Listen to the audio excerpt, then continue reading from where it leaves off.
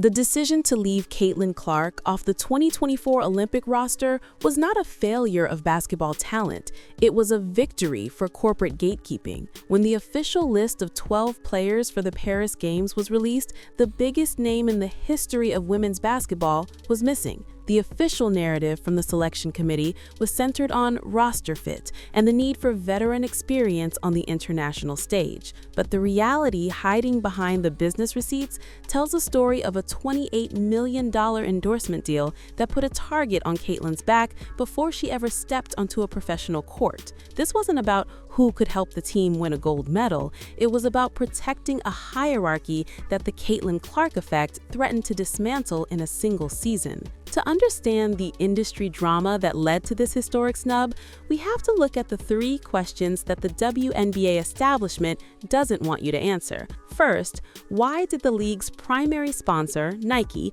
prioritize veteran signature shoes over the most marketable athlete in the world? Second, how did the charter flight controversy expose a deep financial divide between the old guard and the new generation? And third, what is the secret behind the $2 billion media rights negotiation that made Caitlin Clark a pawn in a much larger power struggle? By the end of this investigation, you will see that the drama you saw on the court was just a symptom of a massive financial war happening in the boardrooms of Beaverton and New York. The first point of shock in this timeline is the $28 million shadow. According to reports from the Wall Street Journal and The Athletic in April of 2024, Caitlin Clark signed a record-breaking 8-year deal with Nike. This deal included a signature shoe, making her one of the few women in history to receive that honor. However, the timing of this deal created an immediate industry friction. Per sources close to the negotiations, several veteran players who had been with Nike for a decade felt iced out by the sudden shift in marketing budget. When Nike announced that A'ja Wilson, the reigning league MVP and a cornerstone of the brand, would also finally receive a signature shoe, it was widely viewed by industry insiders as a damage control move. The reality is that the brand was trying to balance the explosive popularity of a rookie with the legacy of its established stars, and Caitlin was caught in the middle of a corporate tug-of-war. According to a report by USA Today in June of 2024, the physicality directed toward Caitlin Clark during her first few weeks in the league was described by some analysts as a welcome to the league moment, but per the court vision analysis of the business climate, it was much more than that. It was a message from the veterans that the league's history could not be bought by a rookie's endorsement checks. When Chinette Carter's hard foul on Caitlin became a national headline, the league's response was a masterclass in manipulation. They allowed the narrative to focus on jealousy and rivalry to drive TV ratings, while ignoring the fact that the underlying issue was a massive disparity in private travel and marketing support. The second major payout of this drama is the charter flight deception. For years, WNBA players had been fighting for the right to fly private to games, citing player safety and recovery. The league consistently claimed they didn't have the money to provide this. However, as soon as Caitlin Clark entered the league and the sellout crowds followed, the league suddenly found an extra $50 million to fund charter flights for the entire league. Per the Associated Press on May 9, 2024, the WNBA commissioner announced the immediate rollout of a full-season charter program. While this was a win for all players, it created a silent resentment. The expectation was that the league was finally doing the right thing. The reality was they only did it because the liability of having the golden goose flying commercial with thousands of fans was a risk the insurance companies wouldn't take. The veterans knew that their years of lobbying meant nothing compared to one rookie's security needs. But the most shocking part of this entire ordeal is the signature shoe delay. According to reports from Sports Business Journal and sneaker insider Nick DiPaola in early 2026, Caitlin Clark's first signature Nike basketball shoe is only just nearing its launch after over a year and a half of planning, while rival rookie Angel Reese secured and launched her own line with Reebok's significantly faster, Nike opted to slow play the Caitlin Clark brand. Per a Christmas Day 2025 brand anthem titled "From Anywhere," Nike finally began ramping up the marketing efforts, but the delay sparked massive internal debate. Former Nike marketing directors like Jordan Rogers publicly questioned why the brand was wringing its hands and afraid to fully capitalize on the single biggest needle mover in American sports history. The reality is that Nike had to manage a delicate hierarchy where veterans like Sabrina Iniescu and Asia Wilson were already established.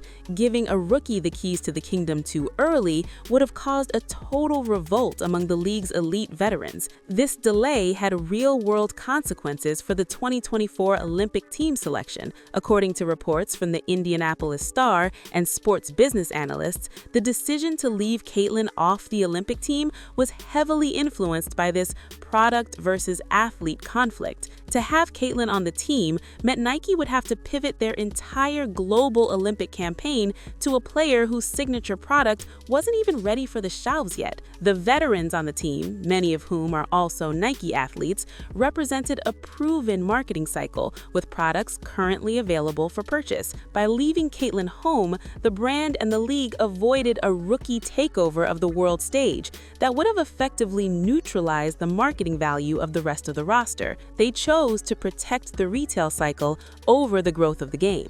The industry manipulation didn't stop there. Per the reports from the 2025 off-season receipts, the WNBA's new media rights deal, valued at approximately $2.2 billion over 11 years, was negotiated specifically on the back of the Caitlin Clark viewership spike. According to CNBC, the league's valuation tripled within less than 12 months. However, the mistake that the league made was failing to communicate how this new wealth would be shared with the players. This led to the Players Union officially opting out of the current collective bargaining agreement in late 2024. As of January 2026, according to The Guardian, the WNBA and the Players Union failed to reach a new agreement by the crucial deadline, leading to a status quo period of high tension. The veterans are now demanding a Caitlin-sized share of the revenue, even if they aren't the ones driving the ticket sales. This has created a civil war within the union,